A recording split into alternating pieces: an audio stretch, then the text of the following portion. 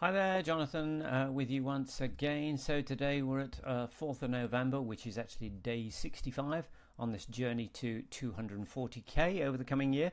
And so today I just wanted to follow on from the yesterday's where we try and set out really the bigger sort of plan for November. But here's basically what I've kicked off already today. So firstly, looking to reduce that cost per acquisition. So I've increased the budget on my Facebook ads, primarily because I still need to try and get the ads out of this learning phase and into the active phase, because I get the feeling that that's where it'll start to optimize, and that's where my CPM number will drop. And what I mean by that is the fact that currently this is my main campaign here, and this is the new one, the new first song. But if you look at the CPM costs, the cost per 1,000 impressions is costing me double the amount for this new campaign than it is for my long-running campaign.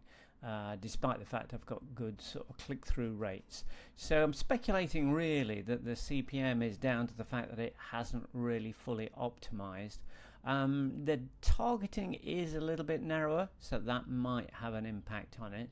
But basically I need to get the number of sales up, because if I go in here and go to my ads, and I change this to performance, you can see I'm still in this learning phase. So when they're out there learning, it just changes to say active, and then you're in a position where the AI behind the platform sort of has really got a handle on who you're targeting and can really start to optimize. So that is going to be key to really sort of generating profit from that.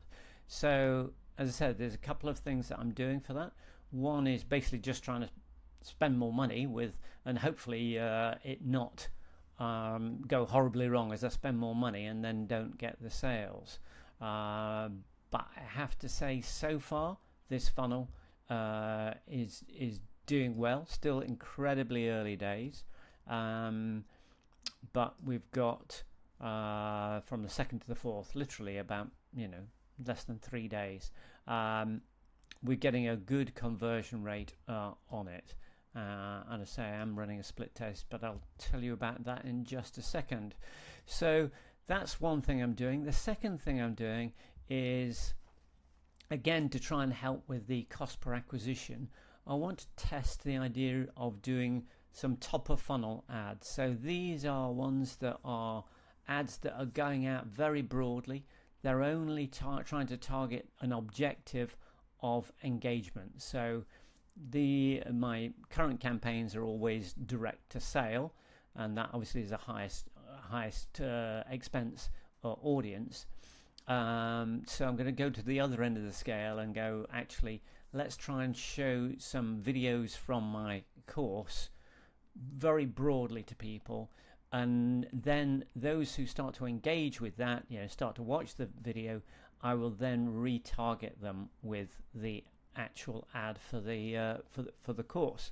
So I'm looking to see if that combination will actually means a low level spend on getting it out there, and then retargeting those who are interested means they've already had some exposure, and to see if that actually drives greater click-throughs and greater conversions. So what I've done, where are we? I've got this campaign, this new campaign. As I say, the campaign objective here is engagement, and our budget is literally £2 a day. I might increase that, but literally you can run these campaigns spending next to nothing. But we'll see how this starts to pan out once it gets approved. And in terms of the targeting, I've tried to go, although it is a broad category interest in terms of anyone interested in guitar, I've really looked at going just the English speaking markets, and I've narrowed the age range really right down to 60 to 65 plus, and I say I've just got an interest at a guitar level. So I'm relying on the video ad themselves, which are very simple. One's a video about how to hold, let me move myself over here, how to basically hold your guitar pick, and the other one is literally how to play your first guitar riff. These are just videos from the actual course. I haven't quite rendered, but anyway, they'll show just a very simple video there for it. So yeah, so we'll let those run. They're not live yet. They're still in this phase that they're calling preparing, and then they'll move into the learning side of things. So we'll be monitoring that over the coming days to see what's happening and see if that, as basically as a strategy, will actually help us drive more conversions, because we know we really need to get this optimized. So we need to get up to around 50 conversions. So we're only at about 10 at the moment, and you need to be having them regularly, those conversions. So we need to get to the stage where I'm making at least probably 5 sales a day, whereas at the moment I think it's been 1 or 2, so I've still got a way to go on that.